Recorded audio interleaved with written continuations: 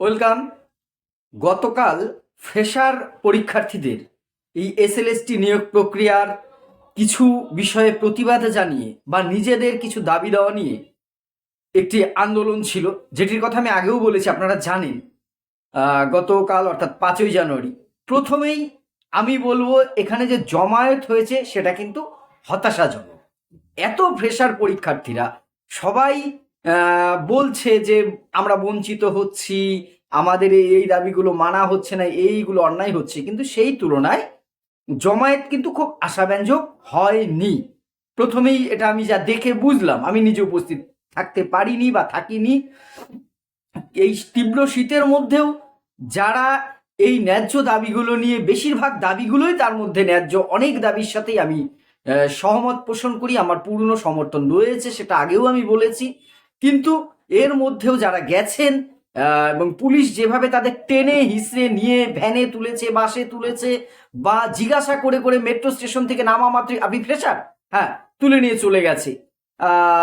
সেই সমস্ত লড়াই সংগ্রাম যারা করেছেন তাদের আমি স্যালুট জানাই।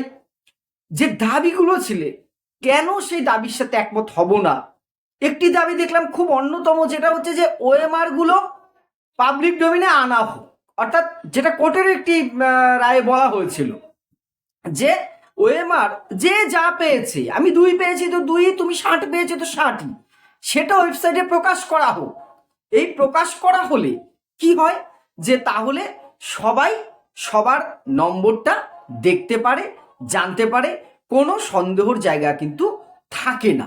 এইটা একটা ভালো আমার মনে হয় যে উদ্যোগ এটা হতে পারে। আমি যদি স্বচ্ছ হই তাহলে আমার মার্কশিটটা দেখাতে তো আপত্তির কথা নয়, আমি ক্লাসে ফার্স্ট হয়েছি, ঠিক আছে। এবার বাকি অভিভাবকরা যদি বলে ঠিক আছে আমার ছেলে ফেল করেছে বা লাস্ট হয়েছে, কোনো সমস্যা নেই, সবার মার্কশিটটা কেটে দেখতে পারি, এটাতে খুব বেশি আপত্তি না। আপনি ওই ব্যক্তিগত হ্যান ত্যান মনোবিদ্যার অনেক তত্ত্ব নিয়ে আসতে পারেন, কিন্তু আমার মনে হয় না এতে করে এটা খুব সমস্যার ব্যাপার, এটা দেখানো যেতে পারে।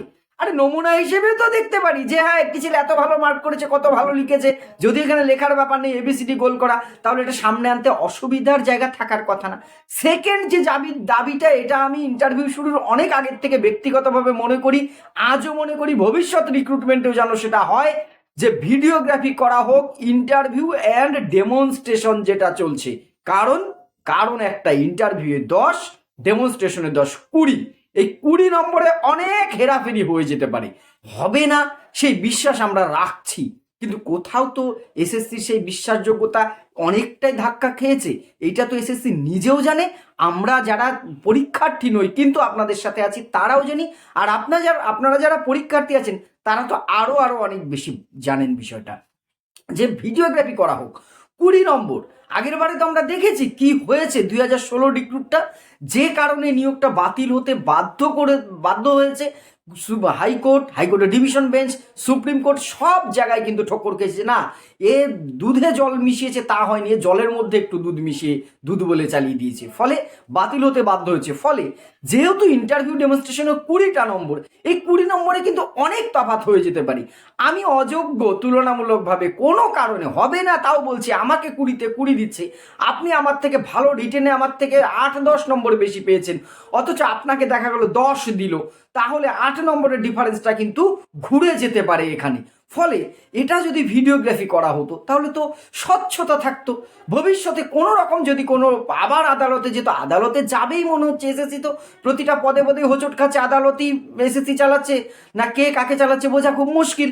ফলে সেটা যদি ভিডিওগ্রাফি হতো তাহলে সেটা কিন্তু একটা বিশ্বাসযোগ্যতার জায়গা থাকতো। হ্যাঁ আমি খারাপ ইন্টারভিউ দিয়েছি, আমি কম পেয়েছি, আপনি ভালো দিয়েছেন, আপনি বেশি পেয়েছেন, কোনো আপত্তির জায়গা নেই, সবাই কিন্তু আমি ব্যর্থ হব সেটা ঠিক আছে, কিন্তু আমার থেকে বেশি ব্যর্থ হয়ে কাউকে যদি সফল ঘোষণা করা হয় সেটা কিন্তু দৃষ্টিকটু শুধু নয়, সেটা অনৈতিক, সেটা অন্যায়, সেটা অন্যায্য। সেই জায়গাটাকে কিন্তু একটা ফ্রেশ জায়গা আনার জায়গা এসেছে ছিল, কেন জানি না এটাও মানেনি।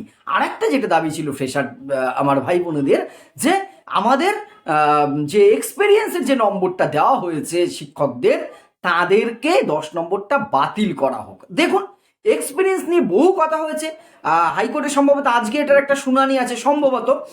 তো এই 10 নম্বরটা 2016 যারা টেন্টেড নয়, এমন শিক্ষার্থী যারা সত্যি টাকা দিয়ে চাকরি কেনেনি, তারা 10 নম্বর পেলে কারোর কিন্তু কোনো আপত্তি থাকতো না, আমার অন্তত এতদিন ধরে আপনাদের সাথে কথা বলে যেটা মনে হয়েছে।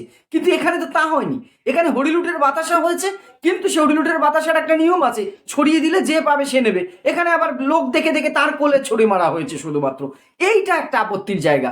16 সালের বাইরে অন্যান্য শিক্ষক শিক্ষিকারা 1-2 নম্বর নয়, 5 বছরের অভিজ্ঞতা থাকলে তারা 10 নম্বর পেয়েছে।